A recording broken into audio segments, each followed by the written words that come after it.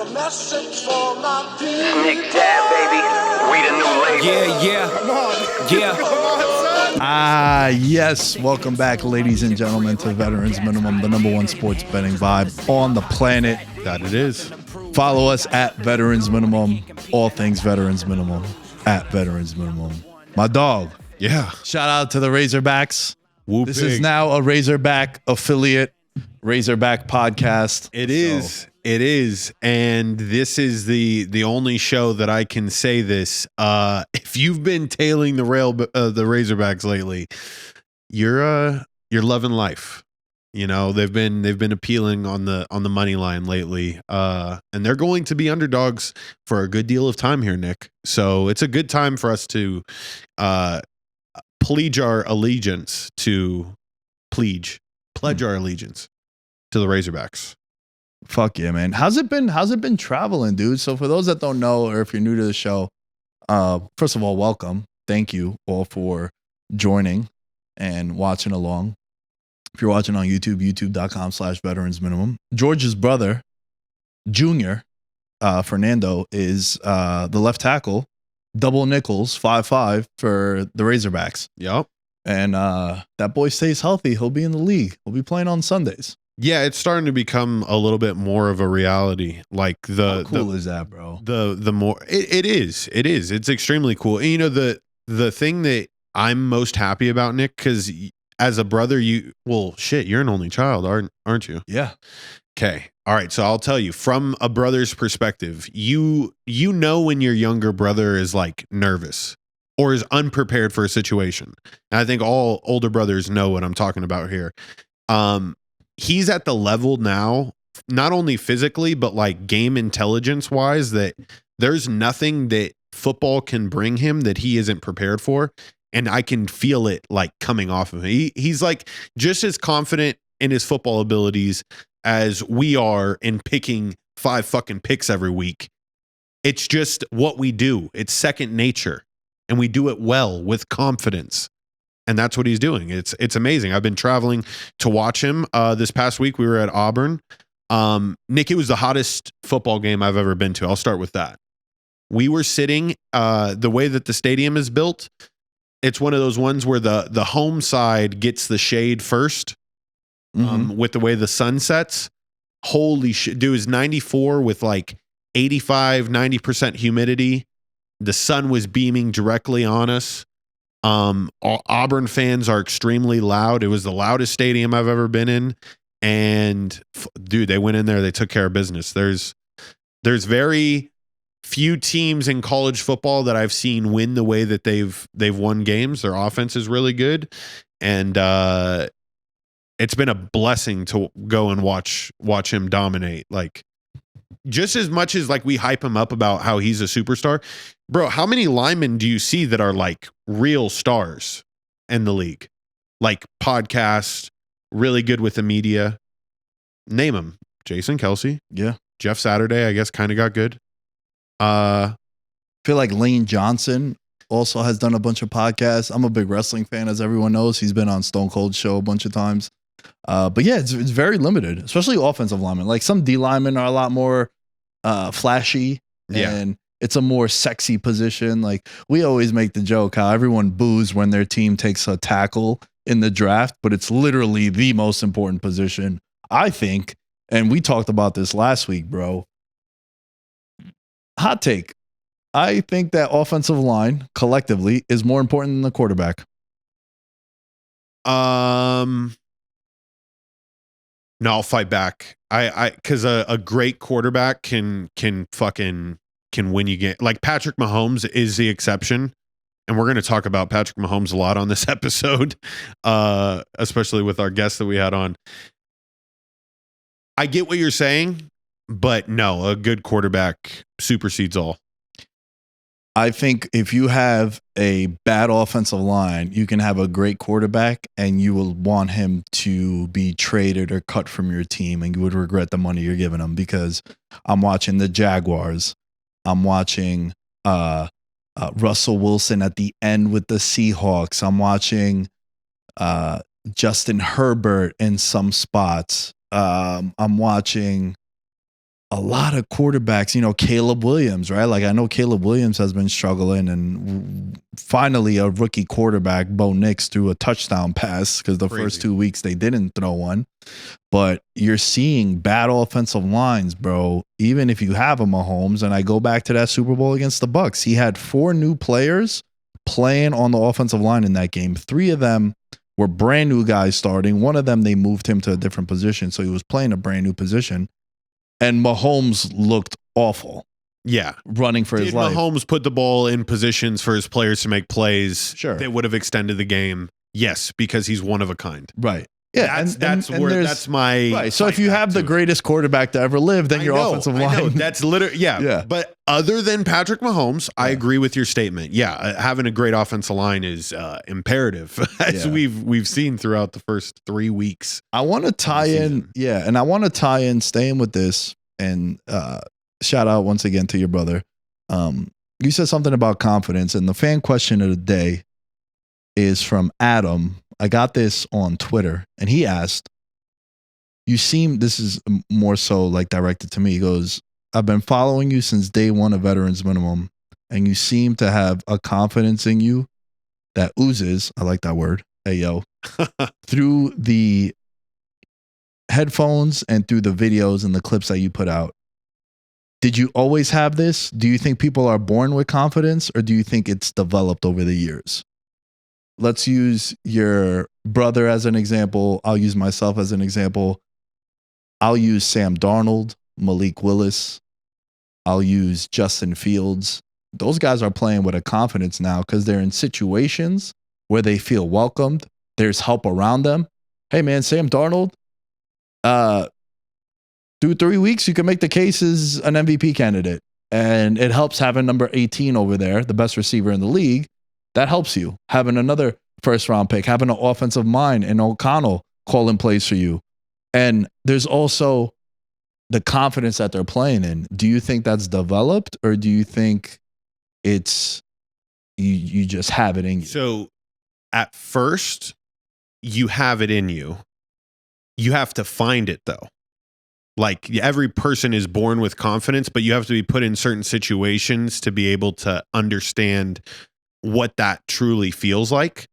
So I think with a lot of these NFL players, bro, like, they know they're the slim percentage that was good enough at this game to make it to the high level. So at some point in time in there, they had confidence, but now everybody has confidence. So now how do you develop it? I think you hit different levels. And I think the NFL is one where your confidence needs to be developed just like any other skill that you're doing. Your dropbacks, the day-to-day drills that you go through need to be tied into some sort of confidence building programs or make you feel good about yourself, or else you will feel lost, like how you were providing in your example. Do you feel like you're born with it, or do you feel like it's developed? I think to some level you're born with it, but then it's also developed too, right? Because I've talked about how I had braces at 28. It's kind of awkward going to hit on chicks at the bar when you have braces on at 28. It's a lot of talking like this when you're talking to them. What's up, baby girl? What's up, baby girl? How you doing? Come here. It's pretty awkward. And especially when I got really fat. I was like close to like 250 pounds, bro. And I had braces. That shit was awful. So, but I did all that because I wanted to be more confident in front of a camera. I knew that this is what I wanted to do. I wanted to look handsome like I do now on camera, and I wanted to improve my teeth. I wanted to improve my smile. It's one of the reasons why I work out so much. I think it's developed.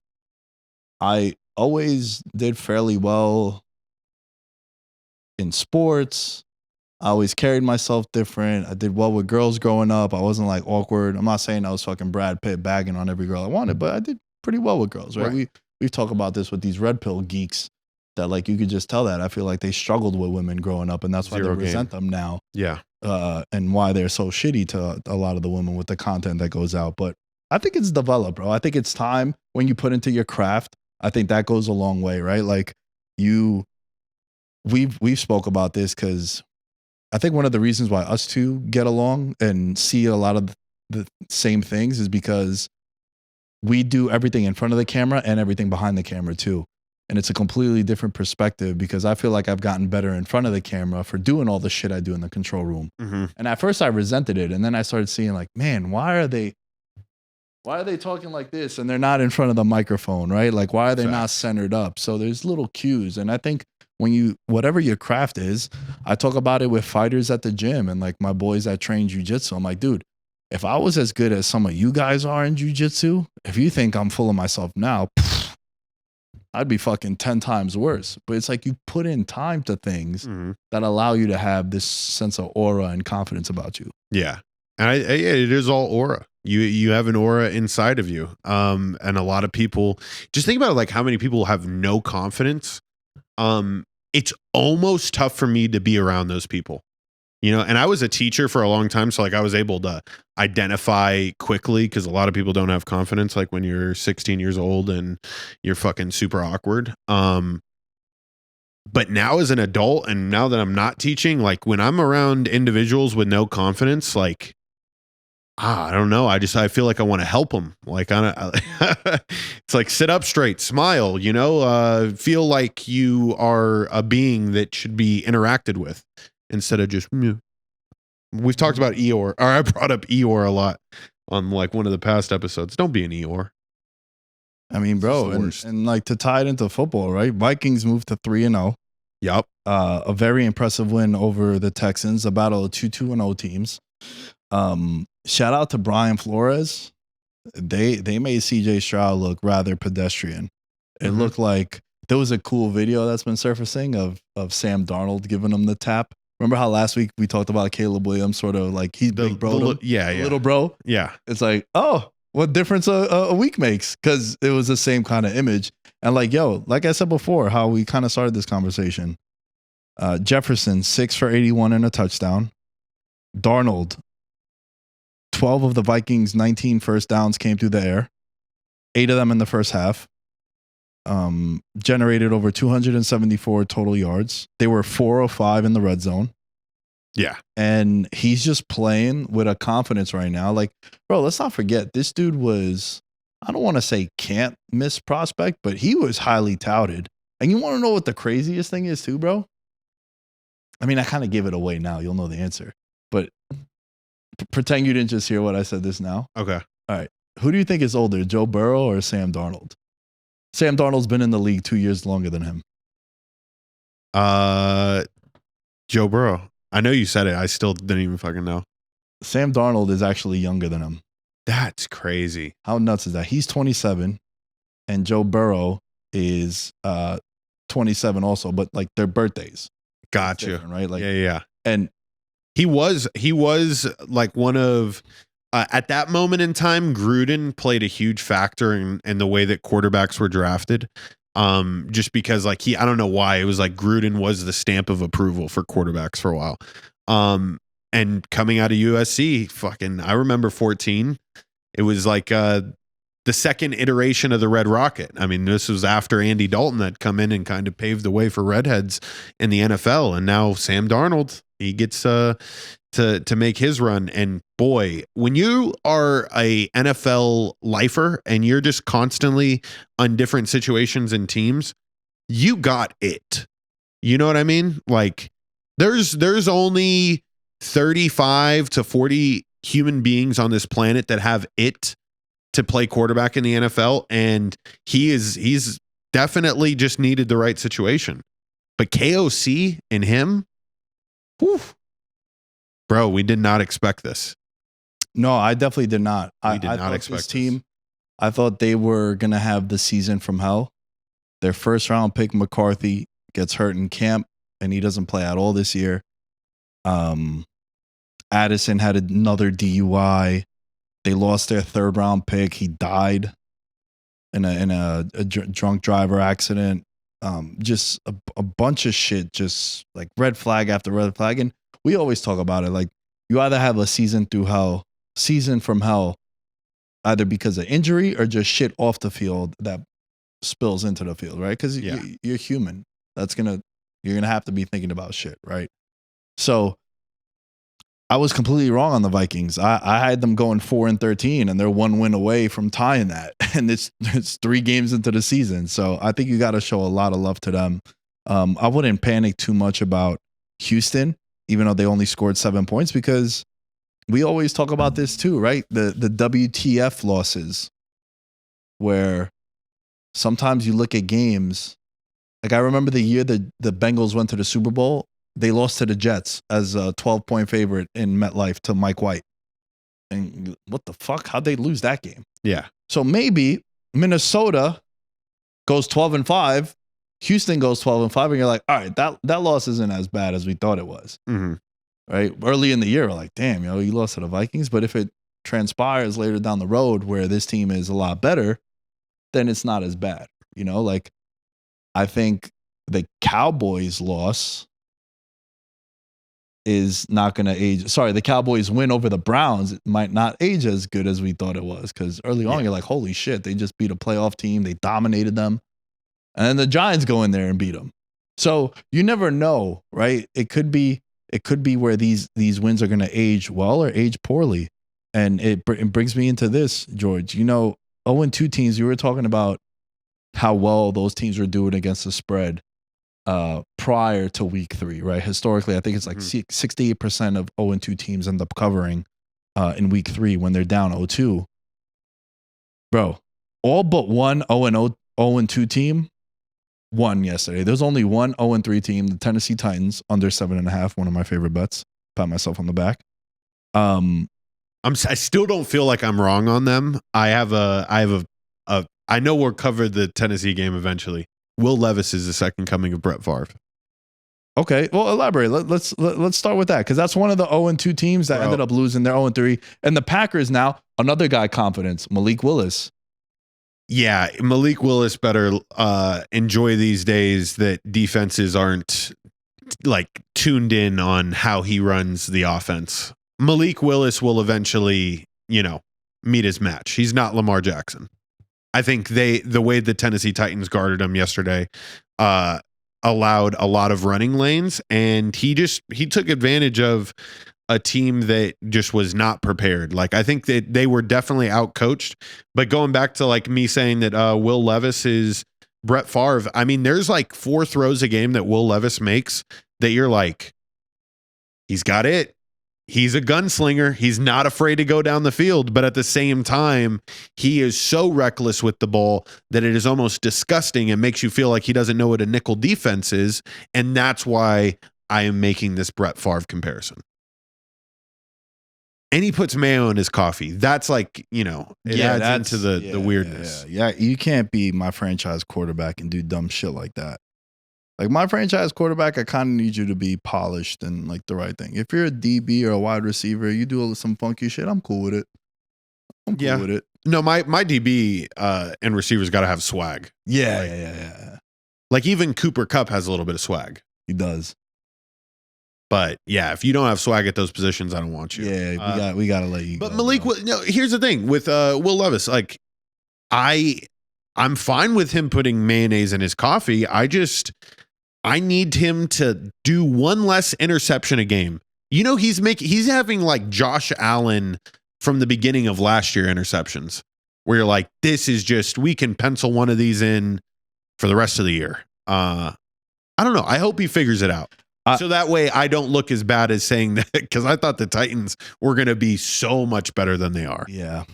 Well, there's moments when you're watching teams or you're watching players and you just say to yourself, that guy's doomed in that city. Sam Darnold, I see ghost. You can't come back. No. Carson Wentz, anytime he would go to Lincoln Financial, if that's still the name of the stadium where the Eagles play. Isaiah, is that still the name of the stadium? It's the Link. It's the Link, right? Yeah. They had a statue of Nick Foles out there, bro. How could you, as a starting quarterback of a team, go to a stadium and they got a statue of your backup? You can't. You got to go. When he threw that one pass in week 2 and the head coach is on the sideline like, what the fuck are you doing? It's a wrap for you, Will. You and the Mayo got to go from Tennessee, bro. Good luck in your future endeavors. You ain't re-signing with them. You have some weapons there, like Ridley, solid. D-Hop scored a touchdown. D-Hop runs like a fade route and just controls a DB better than I've seen fucking, I don't even know, 90%. Baltimore. Sorry to cut you off. No, you're fine. Baltimore promo. Pick up the phone and get D-Hop. Get Lamar, a wide receiver with balls. A guy that could go up and make a play. All right. We're banking on Nelson Aguilar to break 50-yard plays. It ain't going to happen. Reunite him with Derrick Henry. Pat ourselves on the back. Anytime touchdown last week. The latter, we almost got to the third step, but we did get the two. Our parlay would have hit. Keon Coleman, good call on that, plus 250. You're welcome. H.N. got 3 carries and a target inside the red zone. Disgusting. But reunite him in Baltimore. I've been saying this since the preview show. Baltimore needs a real alpha wide receiver. I like Zay Flowers. I like Likely. But my number one wide receiver, unless you're Tyreek Hill, all worldly, and you have amazing speed that no one else in the league has, you can't be my height playing that position. Yeah. As your number one option. You can't. And like Zay Flowers is a smaller wide receiver in his build. Go and pick up the phone. They're 0-3. They're one of 3 0-3 teams in the NFL. It's them, the Bengals, and the Jaguars. Make the call, man. Get D-Hop out of Tennessee. Dude still has something left in the tank. Even when Will Levis is not hitting him, he's just wide open. He's like, fuck, yo, I got to deal with this fucking Mayo shit. He did get sacked 8 times, bro. He's the second coming of Brett Favre. Yeah. I mean, I'm just. He also does make some throws where you're like, holy shit. Bro, he throws the ball hard. Like, like when you could see the wind off the ball. That's how hard he throws some of these passes. That is an issue. I hope he corrects it. But yeah, the 0-3 Titans. It's crazy there's 3 teams that are 0-3. Because I know going into the show, we were talking about the 0-2 teams that. And hold on, 2 of the 3 are my division winners. It's the Jaguars in the South. They're 0-3 now, as well as the Titans in the South. And then the Bengals just lost on Monday Night Football as we were recording this. They're now 0-3. Shout out to Ursalita. Ursalita's on the board, baby. Ursalita, that ugly, ugly bitch. Got us one on the board. Commanders plus 7.5. We did say to stay away from that one or don't take the Bengals is what we were saying. But dude, I just kind of dumped on myself for the division winners. You know who else I did say was going to be winning their division? Who? Seattle Seahawks. And I thought you were Crazy. a moron, right? Yeah. Because that division was supposed to be very tough, loaded with offensive power, and literally the game between the 49ers and Rams were playing with people that were bagging groceries last week. So, yeah, good call on you for picking the Seahawks. Now, Nick, they look good now, but their wins, Jacoby Brissett, like, are we really like putting a lot of weight into the quarterbacks that they've beaten? It's a discussion that everyone likes to have, and I don't know if there's a right or wrong take. I'm of the believer that you play and beat who's on your schedule, and I need you to dominate those games. And with the exception of the Patriots game, they did dominate them. Even like the Bo Nix game, they beat them 26-20, I think, or 26-21. But it was a 1-score game at the end. But at no point did you think that the Broncos were gonna win that game, right? Yeah. And Seattle moves to 3-0. DK Metcalf bounce back year. He's playing well. Kenneth Walker didn't play, but Chardonnay scored a touchdown. Geno Smith is doing just enough. Now they lost Williams and they lost another defensive lineman. Their 2 defensive tackles are going to be out for a little bit of time. That sucks. But I like how Seattle looks, man. And last year, they just changed the regime because, they leave from Pete Carroll. But they're 3-0, dude. And these are the games that you have to win. Yeah. And I want to say that your take about the Miami Dolphins, we got a couple DMs saying that it seems like not everyone can play that offense. Maybe Tua put some is the guy. fucking respect on Tua's name, dude. Tua is way fucking better. Like, no, I'm still stuck on my take. By the way, I will throw this take back at you because I figured you would bring this up. You are always talking about how, if I have a backup quarterback, I want that backup quarterback to play the to be the prototype, right? Yeah, to be the yeah. style.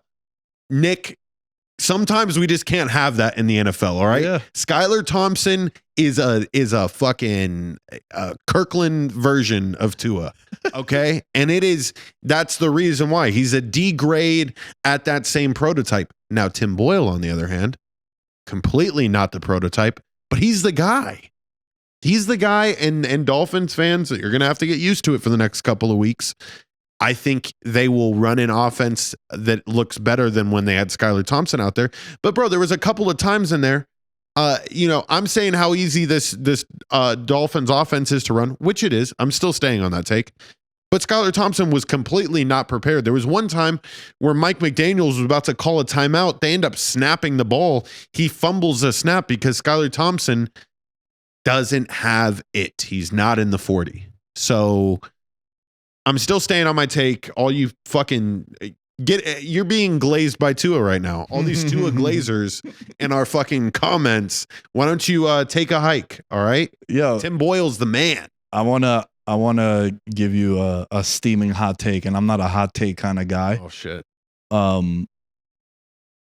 If I'm management, if I'm the owner, if I'm the head coach, I go to Tua and I'm like, yo, bro, are you going to play again or no? And if he tells me no, fire sale. Let me get 2 first round picks. Let me get not for Tua. I'm saying if you're going to retire, okay. Yo, give me a 1 and a 2 for Tyreek. You clear the cap because Tyreek Hill is the best deep threat in the NFL and he's catching bubble screens. Yeah. Yo, let's just blow it. We just played Jalen Ramsey. We have a lot of guys that we could rebuild with, and we're going to need a quarterback anyway. And hey, Tua, bro, like, we don't want to rush you, but before the week 9 trade deadline, if you could let us know, it'd be very helpful for us because it sucked. I was watching that game, bro, and I bet Tyreek Hill anytime because it was like plus 250 at one sports book. There's a guy who was like minus 150 in week 1. And I know it's a different quarterback, but I think it was a massive overreaction. If I'm the owner, if I'm McDaniel, I'm like, yo, bro, just do you think you're going to play again? And if he tells me no, immediately I'm like, yo, can I get a 1 and a 2 for Tyreek? Yep. And then maybe 2 2s for Jalen Waddle, because it's a shame that these guys are getting the money that they're getting now and you can't even utilize them the right way. Look at this, bro. 3 catches for 40 yards. 4 catches for 26 yards is bubble screens. This man's out here getting arrested for you guys, and you're throwing him bubble screens. Bubble screens, yeah. Like, yeah, my bad. He's getting detained out here, and you guys throwing him bubble screens. yeah. If I'm Miami, that's what I'm thinking. No, you're 100% correct, dude. They're in trouble. They're in trouble. They tried to do what Tampa Bay did a few years before they started building the Dolphins, right? The fire sale, let's get all the shiny toys. Let's just load up on superstars and let's try to win a ring. And them getting rid of Christian Wilkins in the offseason said all I needed to know that the Dolphins were going to just be good enough to be entertaining in the playoffs, but they weren't going to get a home playoff spot. And, you know, the fun was eventually going to run out. It runs out in week 3. I'm 100% with you. Yeah, I just think, why are you going to just waste these guys? And then before you know it, you're just going to ruin the stock of them. And then you're going to get nothing. Mm-hmm. So I just think that the reason why you paid all these guys is because you do have Tua and you do have this system that you're talking about. And I agree with you. But I think if he's not going to come back, yeah, bro, you kind of got to blow it up before these guys are catching 1 pass for 18 yards and then no one wants them. Well, and then it's also Mike McDaniels. How good are you? Okay. Offensive guru wearing the fucking shades on the sideline. You want to make the show about you? Let's see how good of an offensive coordinator you really are when you have Tim Boyle at the helm and you have a plethora of options to score you touchdowns. Because if your answer is to still run what you were running with Tua, you will continually lose games. That offense had no identity. Yeah, at all. 0 identity yesterday. The fact that, and I will say A-Chain because you ruined our parlay. I know, we would have had a nice You're not one, A-Chain anymore on this podcast. You're A-Chain, and I know I'm making the mistake. Yeah. You don't deserve it. Yeah, think about that. They had options to score. That game should have not been as bad as it was. I was literally all game because I took the Dolphins in the contest. I was like, Backdoor cover. Backdoor cover. Yeah. Backdoor cover. Come on, please. Tim Boyle, for the love of Christ. Yeah. Didn't happen. Bro, and it was on a silver platter to at least cover. And dude, I was gonna come into the show. I wanted them to cover so bad. 4-1 this week. That was my only loss. I wanted them to cover so because even though it lost, bro, I felt like I was so proud of you last week when you made that pick. Because again, like I tell people all the time, my goal with this show is I want people to be able to identify things the way we do, right? Like I've had people be like, yo, bounce back spot for X team. Oh, this is gonna be Ursulita. It's gross. Oh, this is the one that they're begging, and like that gets me hyped, right? And you taking the Dolphins last week at +5, it's not a play that you would even think of making the first time I met you 2 years ago. Nope. And to me, like that's dope also, and our parlay almost hit, man. He had the opportunity, and that's another thing. If Achan didn't play or he didn't get no red zone carries, like dude, he had 2 red zone carries and he had a target on a 4th down. Like he had the opportunity. They just didn't convert. And sometimes those are really good bets too, man. And one thing, my Adriana was Browns -6, Giants win outright at +225, Broncos win at +220, Rams win at +230, Panthers win at +210. We talked about the toxic one. There was no chance in hell we were betting the Raiders in that spot. Mm-hmm. It was 7.5. They announced Andy Dalton. It moves to 5.5, and it just stayed there for 5 days. I was like, nah, they're begging you. They're begging you to take the Raiders, and everyone did. Dude, underdogs of 6 or more points this year are now 12-1 against the spread. Sorry, let's update it. 13-1 because the Commanders covered. 13-1 against the spread, and they are 9-5 straight up this season. That is crazy. The underdogs have been fucking barking to start this year. And look, man, I think there is going to be regression because we talk about this too. When there's one weekend when it's 12-2 to the over, you're probably going to get 4-9 to the over the week after. So just be ready to weather those storms and to identify when it might happen. But yo, look, Colts won at 0-2, Ravens won 0-2. Panthers, Rams, Giants, Broncos. Like we said, the Titans were the only one not to win, and now the Jaguars and the Bengals also on Monday night. But dude, underdogs, bro.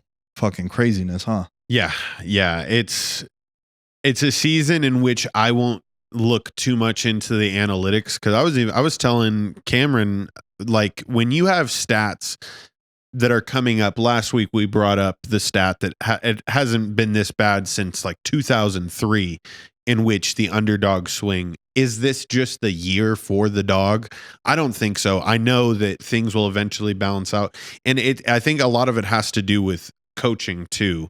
Coaching starts to really get exploited here in these coming weeks. And I think you're going to start to see a lot of the favorites do well. Like if you think you were comfortable in our contest against the spread every week because you were going willy-nilly, pressing all the ones you shouldn't, keep doing that shit. See what happens. We're about to be winning week in and week out. And when we do win, Nick, I already told you I'm coming in dressed like a king. Yeah. Wearing the crown that day.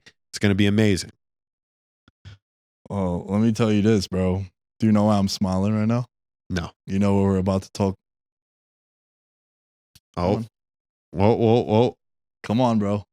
Did you see my outfit yesterday, how I was watching the game? No.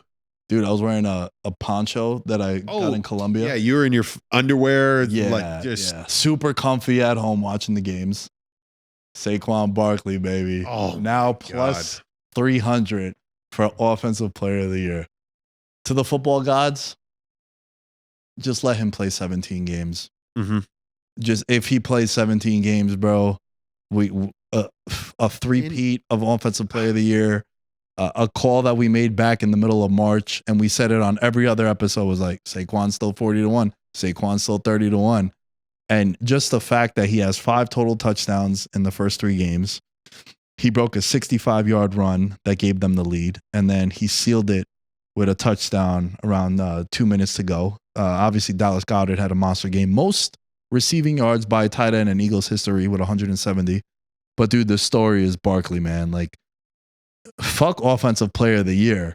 This I know, guy Nick, right now. That's what I was thinking. This guy right now, man, of all the non-quarterbacks, he's easily the MVP candidate because he's having a monster year. Because, bro, they had no business winning that game if it wasn't for him busting that long run. And what Sirianni and that offense was calling in the fourth quarter, it looked kind of point shavy.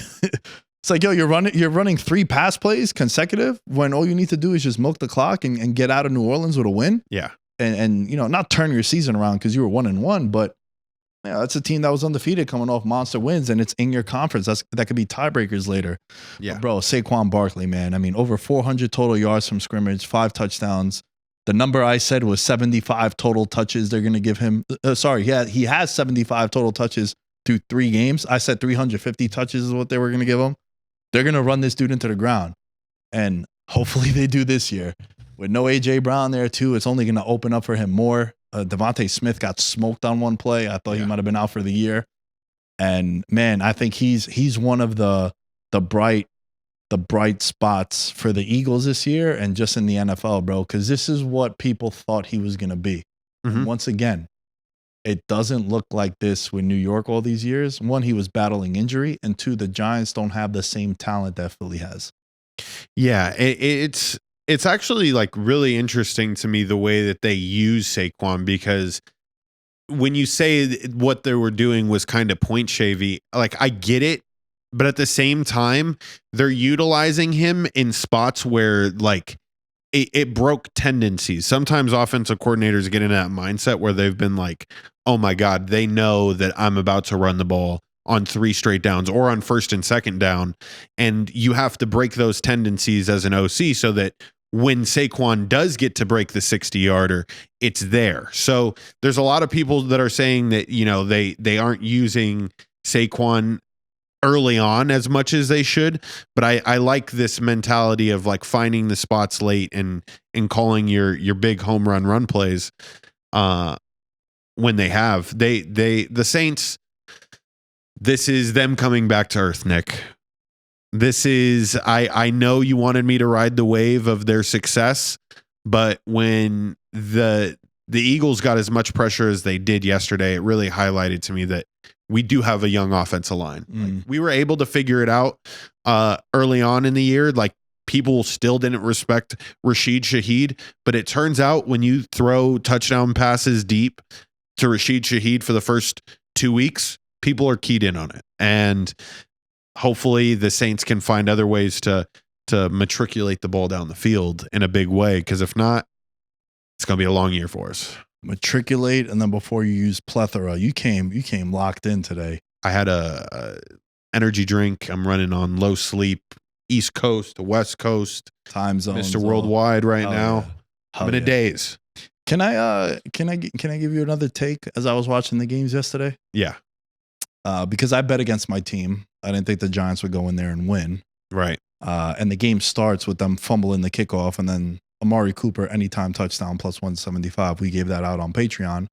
By the way, been crushing that, bro. I'm like anytime 17 TVs. Of 27 on anytime touchdowns. It's been remarkable. And then of course Sunday, I did not anytime parlay them, and I went 5 for 5. Oh, typical me fashion. But yo, let me ask you this.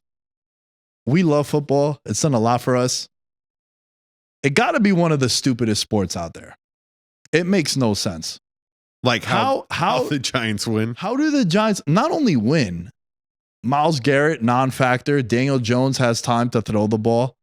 And that's one of the best defenses in the league. Last year, they were probably the best defense in the league, especially when they play at home. I would make the case if they were playing at MetLife. All right, maybe they caught them in a bad sleep cycle, the travel, who knows, rain delays or plane delays, regular shit that happens. Mm-hmm. But bro, how is it that they're going up against a defensive player of the year, who I also think is the most overrated player in the league, in Myles Garrett, non-factor. Daniel Jones has all the time in the world to throw. Neighbors is a legitimate fucking superstar. Yeah, what he's been doing. He was mossing people, the toe tap touchdown, scored 2 touchdowns. He's a I even posted it on my Instagram. Cut everyone but number 1. All 52 guys could go except for him. But dude, on a serious note, how is it that the Giants look like their offensive line can't block you and I pass rushing, or Bishop Gorman's defensive line. Yeah. And then all of a sudden, defensive player of the year, they're keeping Daniel Jones upright. It makes no sense to me. And then with your Saints, last week, Michael Parsons, non-factor. They're blocking probably one of the best D linemen in the league. 100%. And DeMarcus Lawrence on the other side. And then this week, granted, Philly has a good defensive line, but what I'm saying is, no, bro, you're football's right. pretty dumb, dude. You're right. And my uncle's said this forever. The NFL does whatever it needs to do to try to make every team 8-9 by the end of the year. And what he means by that is, bro, like the talent and the way that, you know, some of these games are called, you should definitely take into consideration. Now, I didn't know if there was any questionable calls in this game, but the Giants, they were facing death, right? Going 0-3 is death. We've experienced now death with 3 teams in the NFL. The Browns aren't as good as people think that they are. And for 1 week, the 22nd day of September, the night after the 21st night of September, they were able to, you know, fucking the stars aligned. It just happens in the league sometimes. There's no way to explain it. Do you think it's coaching? Like, were they dialing up plays that, you know, allowed Daniel Jones to like feel comfortable in the pocket? I see here that Devin Singletary gets 16 carries for 65 yards. It's definitely like, it's a decent rushing performance in the NFL. Yeah. I just think the Browns are also plagued with a really shitty offensive line. Like, you guys went off. I think it was more so your defense won you that game. Yeah, I would say so. Then your offense. And then Neighbors, I outperformed. think Neighbors, yeah. Like, Yeah, Neighbors he's just also. a freak. Yeah, he's already first player in NFL history with 20 plus receptions and 250 plus receiving yards and 3 touchdowns in the first 3 career games that he's played. I know those are one of those stats. When I read it, I was like, bro, they just make shit like they're they're just trying to find They big also numbers. I saw a graphic that someone posted, and it was all the LSU guys, like their first 3 games, and it was just a way to be like, LSU produces the best wide receivers, and they probably do. I think it's them in Ohio State. You just know that those guys are going to be beasts. But I think let's talk about the Cowboys now, right? Segue and just a mini segue, because they play on Thursday against the New York Giants. They've covered, I believe, 12 straight games against the Giants. They beat them, not covered, but they've beaten the Giants a good amount of times. Do you remember in the offseason, I laid out the case for Mike McCarthy, first coach fired at 30-1? Yeah, and you said that this game was the determining factor. And I said that they would probably potentially be 1-2, which they are. And they play the Giants in MetLife. It's a Thursday night game. The whole world's going to be watching. Bro, if they lose that game, especially when you think of this, the last 3 home games the Cowboys have played in Jerry World, that beautiful stadium that George will be in on Saturday to watch Junior double nickels for Arkansas play. The Cowboys have lost those games in the first quarter. Yeah. And they do the typical Cowboy shit. I have a lot of Cowboy friends where they're like, bro, I'm like, yo, should I live bet them? You know, plus 700 after when they cut it to like 15. They're like, relax, bro, they're going to rope a dope us. He does this shit all the time. They'll cut it to like 3. And then everyone is going to be saying, oh, it was just a 3-point loss. It's like, no, dude, we were down. Baltimore gave up a 19, got outscored 19-0 in the fourth quarter. It's like we got duped again by Dak in this offense. Bro, if they lose to the Giants, that seat's going to get hot. Oh, it's more than hot. It's do you think they leave him in MetLife? Dude, I didn't bet this and I regret it. I regret because, bro, we laid it out. I was like, listen, if they're 1-2 here, man, it's going to be really, and I didn't think that they would lose that game that they lost in week 2 to the Saints, right? That was the game. I thought they would lose to the Browns and they would lose to the Ravens, and then they would beat the Saints. Like, that's what I had in my head. And I'm like, yo, that game in week 4, if they lose to the Giants, holy shit, it's going to get crazy. And dude, it can't just be CeeDee Lamb.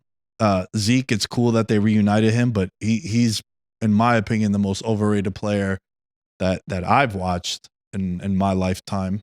He was good for the fall from grace. He was good for 23 games, and then the fall from grace, was really bad. I think they are in some serious trouble, bro. Yeah. You can't stop anyone, too. Here's the thing.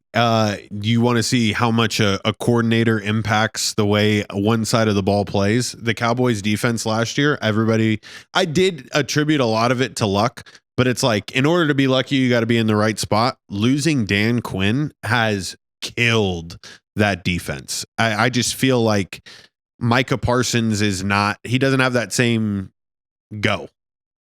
Dan Quinn, my coach of the year.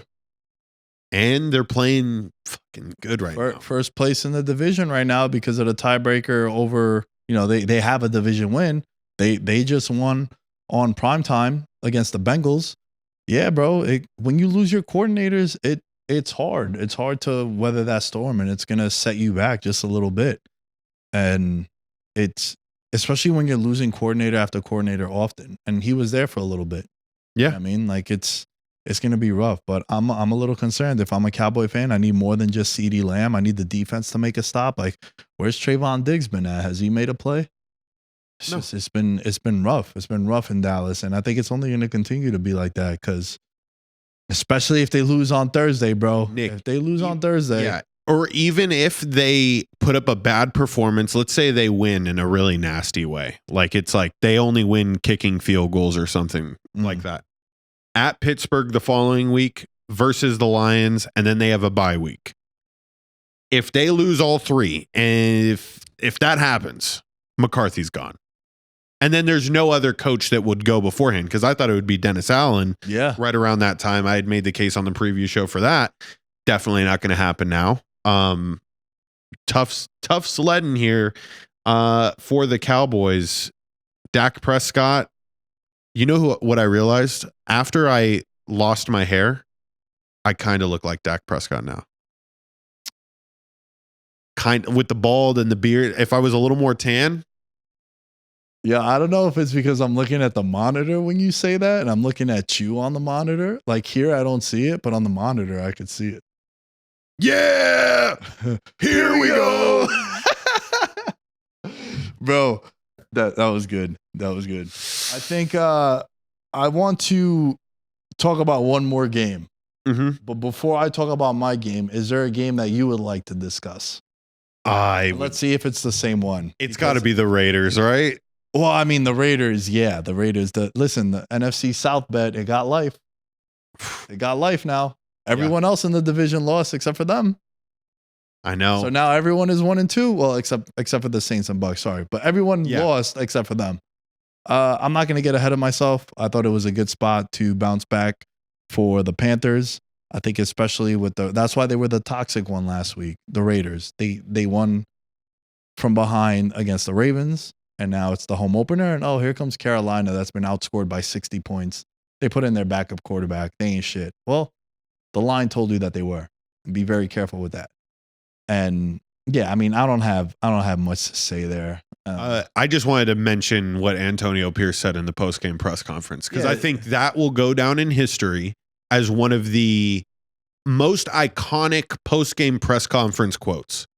We saw players out there making business decisions, so it looks like we have to go and make business decisions ourselves. Yeah. I cannot wait to see who gets cut first from this Raiders team. Well, dude, Antonio Pierce to me is a no-nonsense guy. Yeah. Well, I also know a lot of Raider fans are not happy with Antonio Pierce. And what did we say? It's like, listen, man, when you've been in a shit relationship and a toxic relationship, whether it's a guy or a girl, you might find someone new that is still not the answer, but it's just a little bit better.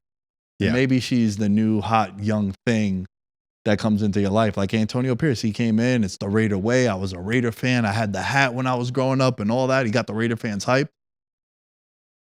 Still not the answer, bro. Still not the answer. Yeah. And I said that after the week 1 episode. I know it was our hot take episode, but that 4th down call, it's like, bro, you gotta fucking we're going for it. Remember Riverboat Ron Rivera? Oh, yeah. Like he got that nickname because he's like, yo, we're going for it on fucking 4th down. Cam, we're running this shit with you. Yep. You're 6'5", 280. Find a way to get over the Find a line. way to pick up 2.5 yards, please. Yeah. Right. And that became like their thing, man. You know, Jack Del Rio, the same thing.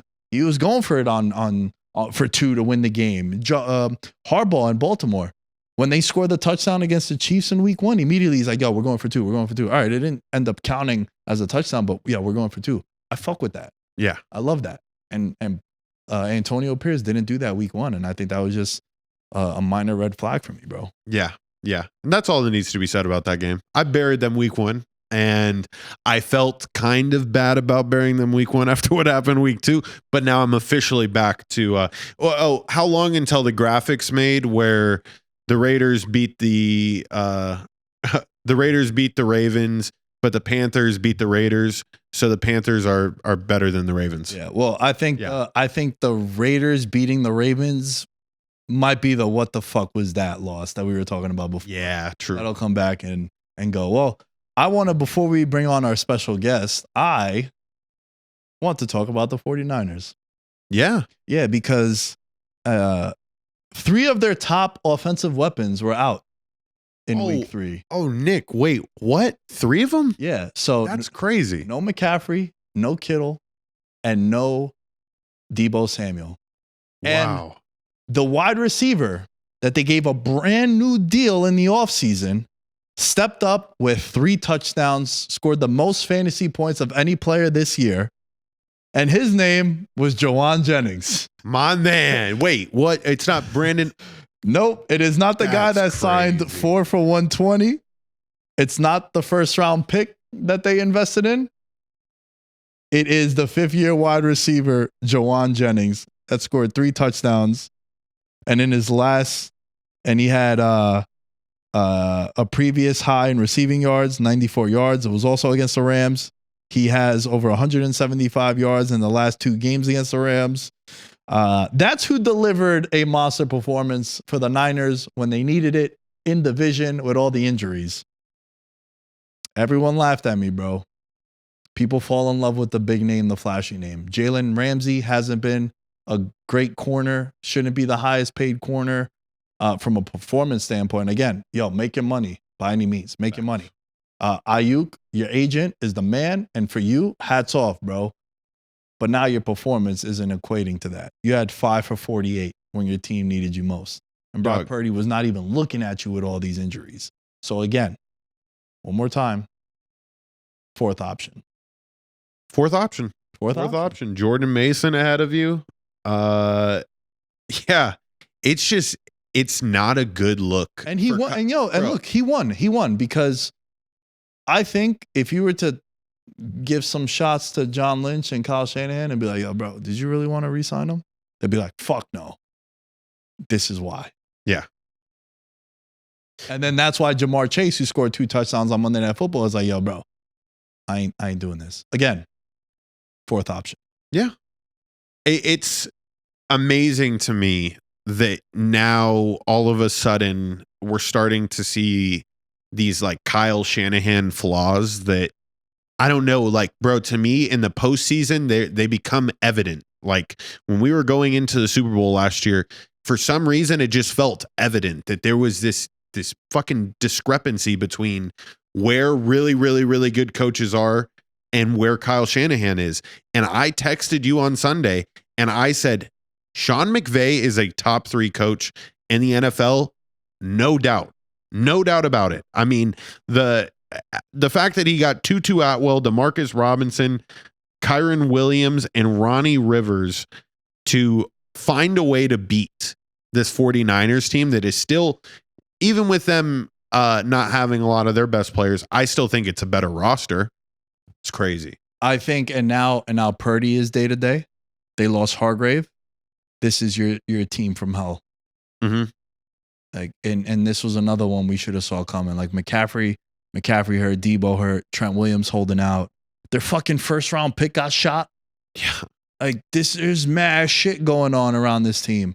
And dude, I even said it on the preview show, bro. I wanted to come into the preview show and be like, yo, I think they're going to miss the playoffs. But then I thought about the NFC and I was like, I don't really trust anyone else but them. Mm-hmm. Now they're 1-2 with all these injuries. It's a bad look, man. It's a bad look. And I would be concerned if I'm a Niners fan.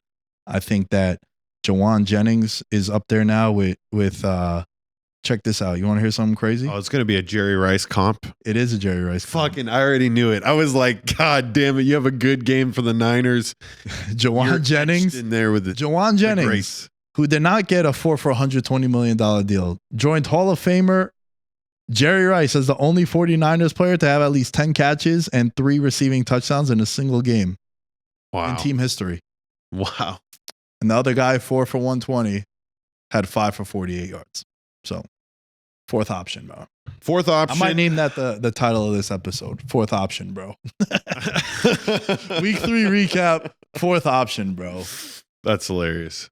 Listen, we'll be back in just a few with a very, very special guest. A guy who bet $1 million on the Kansas City Chiefs in week 3. But before we do, Patreon time. All right, before we get to our special guest, let's take a break and cheap plug the Patreon, patreon.com/veterans minimum. Big shout outs to Daniel Gibson, Mahul Patel, Abel Rezin, Ben Kotzian, Christopher Velasquez, Derek Plades, Dylan Chadwick, Jordan Riley, Jerry Shapiro, Mike Stevens, Nick Crummage, Thomas Robinson, and shout out to CJ Storms and Alan Carafa for joining the Patreon. That's patreon.com/veterans minimum. As you can see, for $1 American, you guys could pledge your allegiance To the flag of veterans best minimum. sports betting vibe on the internet. $5 a month, you get access to the Discord, the betting picks, nice little community we got there. $10 a month, we got the giveaways, the weekly contest. We've had 2 Patreon winners. Bring it down. I don't know what's happening because we're recording at the time of the Monday Night Football game, so I don't know who won week 3. But remember, it's a free contest. All you guys got to do is just pick every single game against the spread. Best record wins either $50 or $100, depending on if you're a Patreon member or not. And this will be the last time I say Patreon on this episode. Patreon.com/veterans minimum. Okay. You did it. You said it. I did a double, Yeah, right? what I the did a fuck, double. bro? Listen. I'm excited right now. Same. We have a very, very special guest in the building. Before we give this gentleman a proper introduction, George, let me just ask you a regular question, man. What's the biggest bet you've ever wagered? I put down a $1,000 bet on the Chiefs in the Super Bowl last year. The Niners. Niners Chiefs? Yes. Okay. Yes. And I won. Yeah. So that was, it felt great, but it was $1,000. And man, that game felt like shit till the very end. We pulled it out because, Kyle Shanahan's not that good of a coach. We'll talk about that later in the episode. But Nick, what about you? $1,000? To me, that felt like a lot. I was sweating. Yeah. For me, ironically enough, also the Chiefs, which is going to be a common theme for this segment right here. Shout out to Holy Mahomes shit. and the Chiefs. But it was the Eagles Super Bowl because, dude, I went 8 for 8 against the number from the divisional round through the Super Bowl. So I was Sheesh. just rolling it over like what I wanted to do with the Jets money line this year, and it Yep. flopped after week 1. So 25-50, right? And at halftime, I'm looking at it, I'm like, damn, it's like plus 270, plus 280. Do I double down again? But then I'm like, 2,500 is a lot of money for me. It is, man. I've always said I'm like a $50 to $200 better, give or take, if I really, really like something. So 2,500 for me, 1,000 for you. And the gentleman we have now on the show is going stupid viral. Mazivs in the building, blinged out because you crazy bastard. $1 million bet, bro. $1 million bet yesterday. Holy shit. First of all, round of applause for that. Yeah. I mean, the cojones on that. Thank you to the refs. dude. Thank you, refs. Sheesh. Dude, so there's a lot to digest, man. Yeah. And first and foremost, thank you for pulling up. I know you're of high demand right now. And for you to come on our show, post that, it's going to do a lot for us. So I really appreciate the No doubt. time. I'm going to have trouble staring at you because all this bling Oh, here. yeah. So it's Yeah. bright as hell, right? You see that? We need some No, dude, chains, it's bro. I dancing. keep saying this. We need some chains. Well, I have changed, Nick, and I gave you a fucking chain last week so you blend it in. But I mean, to be I honest, get some blame, man. Yeah, you gotta get blinged out. But bro, listen, man. What goes into deciding $1 million bet? I mean, Kirk Cousins just won like a big game last week, prime time, and he sucks at prime time. So honestly, it was just to fade Kirk Cousins. Like I watch like certain players I watch and I know when to bet them and when not to bet them. And you had Patrick Mahomes on the other end. I had to do it. So yeah, it was a big bet. I will say, like I introduced this segment, bro. It feels good when your money's on him, right? It feels great when your money's on him. Yeah, Bro, great. Yeah. Yeah. Especially, I won that Super Bowl last year too when they with the Chiefs. Yeah, I'm a Niners fan, but I knew they went for to beat them. So I had like a big bet on the Chiefs last year too, Super Bowl. I mean, bro, I tell people all the time, if you could be subjective with your team, because like if you know your team and you're not like one of these psycho Raider fans that every year they tell me, yo, Super Bowl. So I'm like, bro, you're winning 5 games. Yeah, exactly. Let's be honest, you guys aren't that good. And even me as a Giants fan, I'm pretty logical with my teams. I never go into it, yo, Super Bowl. And it's not even a hedge against it. I'm pretty honest with my teams. And if you are that way, I think you can make a lot of money. And to your point, you just knew going up against Pat, that ain't it. Yeah, exactly. And then Kirk Cousins, he suck at prime time, so he just won a big primetime game against the Eagles, so you got him coming back. Nah. Yeah. And you did it was money line, correct? Yo, straight money line. Yeah, that was everybody was like, "Oh, you could have did the spread." Man, it was already tough enough to get the money line. Like it wasn't an easy game to win. And they drove down at the end, it was so close. Oh man, it was stressful. I was watching with my security guard. We just, it was stressful, man. Okay, so I'm glad that you mentioned who you were watching it with, because we talk about this all the time, bro. I can't watch when I have money on things. Yeah. And they have money against it. And like, yo, I don't want to count people's pockets, but let's use us two as an example. Say you invited us to your crib to watch this game. Yeah. Bro, if we have $100 on the Falcons, you have $1 million. I guarantee you we're not going to root for our bet. Yeah. Right? Especially if we're boys, because I'm like, yo, you paying for dinner when we go out after. Exactly. Like, you're going to hook us up. Maybe we go out to the club or something. But is that one of the reasons why you don't watch games with other people for like dumb shit like that? Most of the time, I just watch it at the house by myself, honestly. But I mean, yesterday kind of took me back to the old school vibe, how I used to like being like when they had like the Mirage. Like I used to be in there all day back in the day. Like maybe like 6, 7, 8 years ago. I used to be in there all day. I can't do it now because everybody know me and I got to take pictures all day and talk to everybody. But like it's like it gave me that old school feel, like throwback feel, like I was in the casino watching the game. So it felt kind of good. Like I don't do it all the time, but I was in there. So I don't really watch the games with people, but yesterday I did. So it was fun. Yeah, it was fun. That's pretty sick. So wait, just so I'm clear, where you were at which sports book? Caesars. Yeah. And is that where you placed the bet? Yeah, that's where I placed the bet yesterday. Yeah.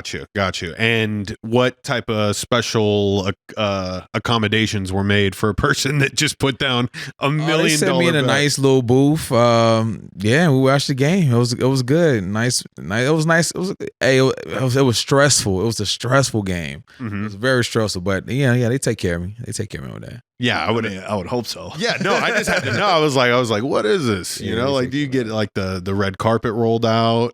They got good people over there. Was there like people live streaming? Were you live streaming this yourself? I wasn't. No, I wasn't live streaming. I was just watching the game, and we just decided another guy was like by me. He was a Chiefs fan. So honestly, everybody in there was a Chiefs fan. That's good. We was all rooting. So it was good energy, man. And my energy was right that day, even though it was kind of a weird day. But it was a good day. Yeah. Ooh. Yeah. That's something we don't take into account. The weird energy leading up to a game. So I parked in valet, and literally maybe like 30 minutes before the game started, I get a call from one of the people at Caesars. Hey, your car is outside. Something just happened. I'm like, what? A taxi cab catches on fire and it's right by my car. No way. Yes. So my car got a little burnt a little bit in the front. So it's 30 minutes before I just got $1 million game. So I'm like, yeah, it was crazy. Yeah. God, taxi cab caught on fire right by my car in valet. Did they say like why it caught fire? I have no idea, but that's what the energy I had to deal with before $1 million game. I know. I wouldn't know how to act, dude. That's not. I definitely would have went home. That doesn't happen. Like, it doesn't happen, and the whole taxi cab was like burnt up. But yeah, hey, got to deal with it, man. It's life. Yo, so like we were talking about before, right? The biggest bet I've sweat on a single game was 2,500. Yeah, and the ebbs and flows of that is crazy, right? I had a chance to win around $70,000 during Euro and Copa America. I had England to win it and Colombia, and I parlayed the both of them to bring it home, and they both went to the final. Okay. I'm watching that shit with my puppy, and when Spain scored the first goal, I had to move them. Like, I'm a little superstitious sometimes. Makes no sense, but that's just what brings me level. You got any of those? Is there something where like maybe I'm not wearing no jewelry? Oh no, I do. I have a lucky book bag. Okay. Like that's every time I carry that book bag, I mean that book bag seen more millions than a lot of people. So that book bag, my MCM book bag, like, you know, that's the book bag. So when I'm like, I have a big bet, I carry that book bag, and usually I walk out with one. That's my lucky book bag. I love it. Yeah. And it was with you yesterday. It was with me yesterday. 100%. It was with me yesterday. Yeah. Is there any moment during the game where you're regretting putting $1 million on it?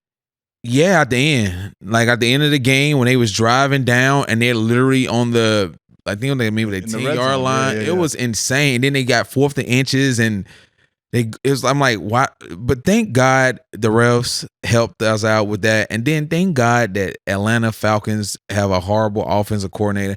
It's 4th and inches. Why are you running?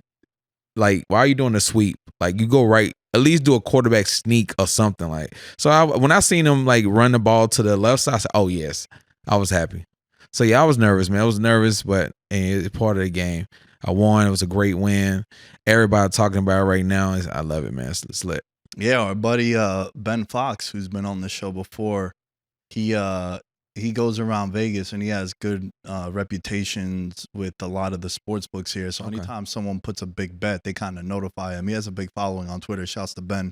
He's a fan of the show. He's been on a bunch of times. I think he tweeted about it. He tweeted about it. Yeah. And then your boy G6 hit me up and was like, "Yo, do you want?" I was like, "Oh my god, the timing is just." I know, right? Yeah, it was crazy. Now. Yeah, it was so dope. Crazy, dude. So I feel like this lucky book bag, man. I want to ask more about it because I got these Stone Cold Steve Austin socks I be wearing whenever I have big bets on.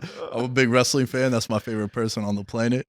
I feel like those socks are worth way more than the $8 I paid for them. I feel you. Do you feel like no one could buy that book bag off you? Nah, I'll never sell that book bag. I'll never get rid of it. It goes down in history. Yeah, it's an MCM book bag. And people, when I did a vlog, people like, why are you carry? Because they're not really like in style anymore. Yeah. So people are like, why you carry it? And they don't understand why I carry it all the time. So, but yeah, that's why I carried it all the time. That's why I carry the old MCM bag because it's my lucky bag. Fuck, man, I love that shit, dude. Do you have anything like that? No, I kind of feel like I need one now. Yeah, like, I'm missing a yeah, bro. But the thing about it is, you can't make it. It just has to come. Years? It's something that's there when you're good times, and okay, and then it just becomes the lucky thing. Yeah, I feel you. I put down what was it, a $250 bet down on Team USA sprinters. It was a parlay that I had. Okay. And I didn't have, like, going into that day, it did feel weird. Like, I don't know, the morning didn't go the right way, and I didn't have anything superstitious to tag along to. I got to start looking into this. Yeah, look into it. I got to look into this, Nick. Yeah, it got to happen organically, though. At his point, like, it got to be something where you can't plan it, bro. No, you can't plan it. Nah. That's the best.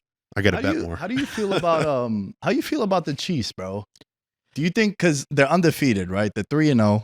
I think you can make a case that, woulda, coulda, shoulda, but could be 1-2, maybe 0-3, right? You had the 4th and 16 that the Bengals take that penalty. Yeah. You got, what's his name? Isaiah Likely steps out of bounds. If he's wearing a size 10 cleat instead of 12, maybe it's a touchdown. Obviously, they got to go for 2, so you don't know. And then yesterday, the play call, the no PI in the end zone on Kyle Pitts, I believe it was.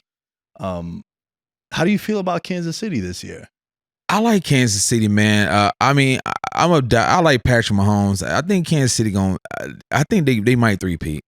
Yeah, I think they might. I don't see nobody beat them unless like some team just get super streaky at the end. But I like Kansas City. They got a good team. I like the new guy they got over there, the speedster. I forgot his name. Worthy. Yeah, he's good. I like Isaiah Pacheco. I like when he come back. Yeah, I was about to say, going into that $1 million bet, did you know that a long-haired white guy would be running the football? No, I for the didn't. Kansas City Chiefs? I thought Hunt would be running. Yeah.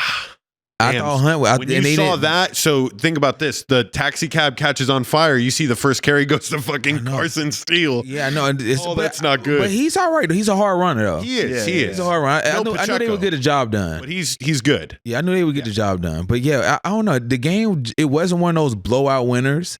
Which if you got $1 million, but it was a stressful game. It made me work for my money. So I mean, at the end of the day, it was a great day. I like how you said work for my money. Yeah, because it is work. It is work. Sweating through those games is work. Yeah. Hey, how long does it take you to build up to put $1 million bet down? I don't want to ask you what your unit size is. I mean, I used to put when I was betting at the Mirage every day. I used to put 10,000, 20,000 was a huge bet. It was a huge bet. 50,000 was like whoa. So, I mean, it takes time to build up a bankroll. It's not, I didn't, just start. I've been doing this for like 10 years now. So, like, it takes time to build up a bankroll. But I don't, bet $1 million every game, but just like that game I love. So, it takes time. It takes time. Yeah, man. It's crazy because, like, shit, I don't want to count your pockets, but I feel like that's a hefty amount of your bankroll, right? It's it's a nice amount of money. Yeah. So, I can imagine it being stressful, bro, because dude, before I really got my betting under control, and I have a take that I think there's a difference between gambling and betting. What you describe with the Chiefs, you're betting. Like, it's Kirk Cousins in prime time. They're coming off a monster win. You're backing Mahomes. We always talk about this shit where when I'm holding a ticket, do I feel dumb holding it if I'm betting against a Josh Allen and a Mahomes? Yeah. Or do I feel smart if I'm betting with them? I mean, it's no other quarterback I would put $1 million on. Yeah. Than Patrick Mahomes. Nah, that's a fact. In the NFL. There's no other quarterback I trust. I mean, I like Brock Purdy. He's pretty good. But do I trust him with $1 million on him? I don't know. But, like, I would trust Patrick Mahomes because he always going to get the job done. Mm-hmm. He's going to get it done. Like, some way, somehow, he's going to get it done. There's some players that are just lucky, man. Yeah, he's one of those ones. He just has the aura of like just successes. Nah, but yo, I wanna push back a little bit because I think to his point that he always gets it done. It's like that now for 6 years, bro. I don't think it's luck with them. I think they just know in these situations, 1-5 got us. He's not gonna do no dumb. We talk about quarterbacks doing dumb shit. He threw a pick though yesterday. He threw a pick interception yesterday. It was that guy. I didn't know this until after. He's picked him off. Yeah, he got like 6 interceptions and 5 of them 5 straight games when he was with the Broncos. Justin Simmons. So maybe he just has his number. Like I remember, so. I'm a Giants fan, bro. Asante Samuel. I think every game he played against Eli would have an interception against him. Oh, really? Like half of them were pick sixes. Like they just know your tendencies, especially when you're playing dudes often. He was playing Mahomes 2 times a year, but. I feel you, dude. Like the only guy I would trust will be Mahomes, and until proven otherwise, you got to just accept them being in. But then I say that, but I put first week of NFL, I put almost 700,000 on Sam Darnold. Wow. I know. Oof. So I say that, and they play your Giants, but I knew they were going to beat them, and it was a blowout. But now, they're 3-0 right now. So I saw them earlier in the season. I knew they was going to be all right, pretty good too. So I caught them early.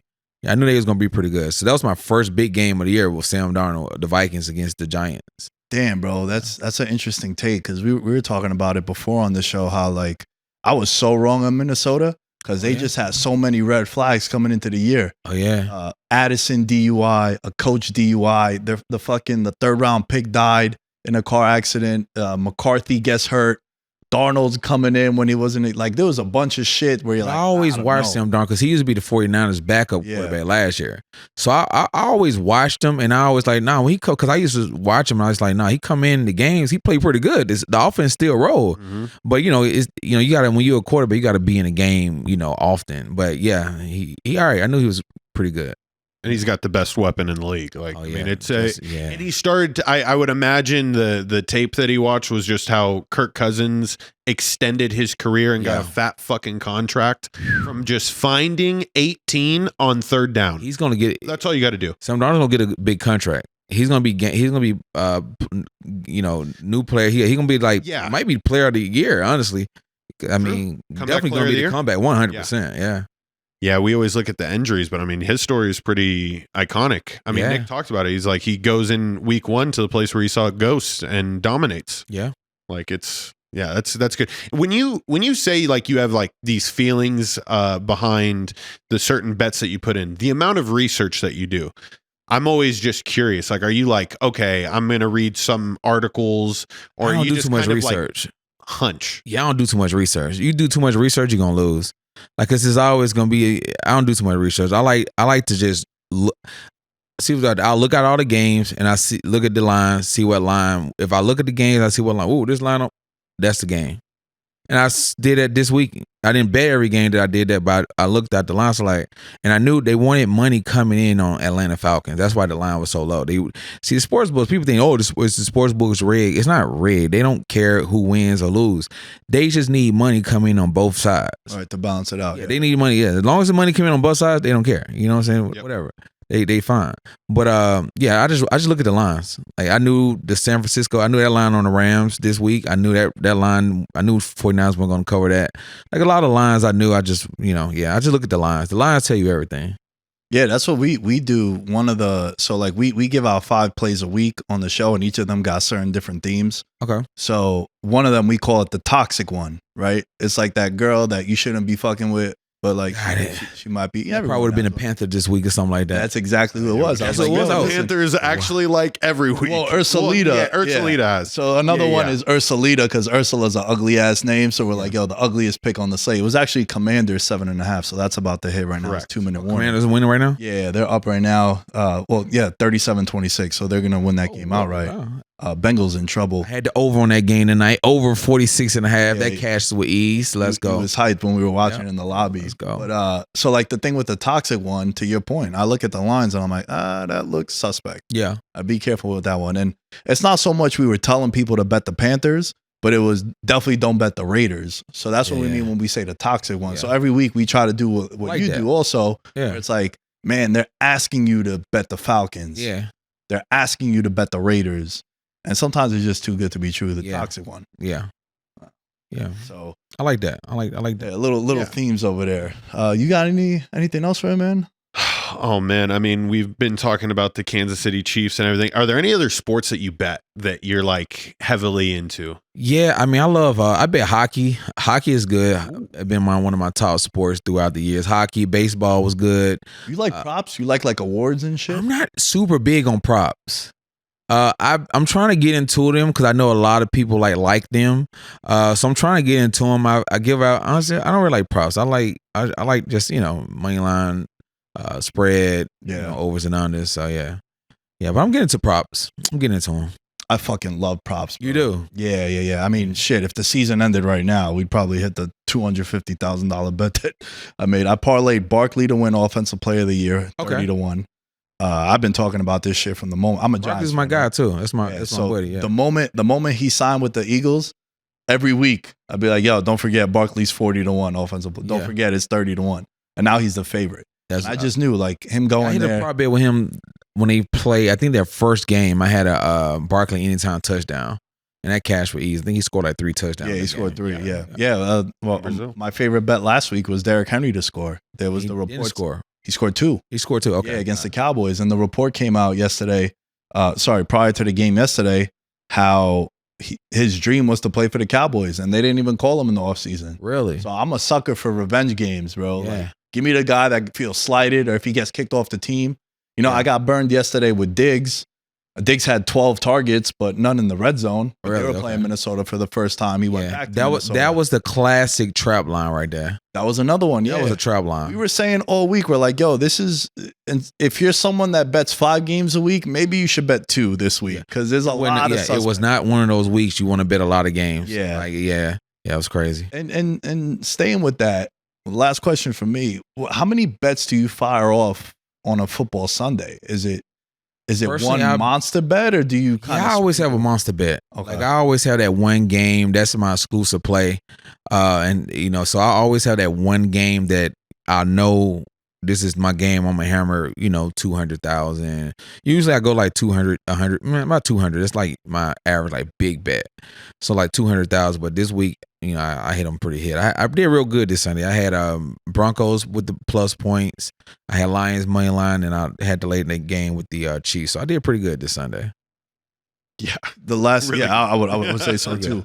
Last question for me, man. And how do you deal with, as a sports bettor, you know, you have those weekends where they don't go your way. You're doing this long enough. It's only right? Yeah. We're trying to be 60%, and we can ask people for money to follow our picks. Yeah. You know what I mean? So how do you deal with the, damn, yo, I just went 0 for 2 on these monster bets, or, you know, I went 1 for 3, but maybe the one I hit kind of lessened the blow, but Just stop betting.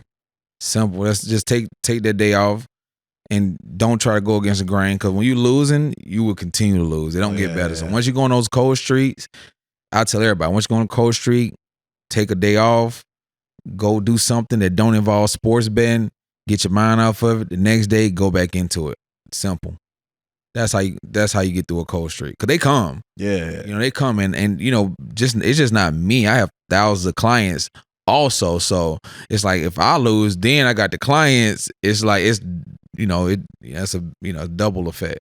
But yeah, just if you catch yourself on a cold streak, just stop betting. You know, simple. Stop betting for a day. I appreciate your answer, man, because we've had people on and they're like, I've never lost. You know what I mean? Oh, Yeah. And like, to me, we just see through that. So I appreciate cold that streaks answer, come. man. Cold streaks come. It's a fact. That's the part of the high game. streaks come too. Yeah. So it's like, so when I get on, just like I'll take a day or two off when I get on a cold streak, I'll up the bets when I get on a high streak. Yeah. Then if I lose 2 games straight, then I go back to my regular. But yeah, with high streaks come, cold streaks. It come to the point where I can't lose a game. Then it comes to a point sometimes you can't win a game. It's just part of how it is. You just gotta know how to roll with it. Last question from me. Yeah. Have you seen somebody that's bought into your system and has it like changed their life? Like, do you have people like in your circle that like you've seen their growth? They followed your picks. Yeah. I have clients who, they came to me and they started with like, a $20,000 bankroll, $10,000 bankroll, and I got them up to 100, 200,000 easy. And they started betting. Like I remember one guy, I got him up over 180,000. He put 100. You could tell people don't do this, but they do it. And he put 100,000 on the game. He won. He was up like $280,000. I had a lot of success stories, from my from people following my plays. So yeah, it's pretty dope. Yeah, it's got to feel great. It's Pretty good. Yeah, yeah. Pretty good. Well, staying with that, man, as we sign off, plug away where people could find all the shit that you're working on. Because you got you can follow me on Instagram. You got Jim Jones. I know we keep it in the family with Dipset. You know what I'm saying? Man. Yeah, you can follow me on Instagram at Mazivs, Mazivs, TikTok at Mazivs, Twitter, MAZISBK. Go check my music out. Got a new song out with Jim Jones right now, Take All Bets.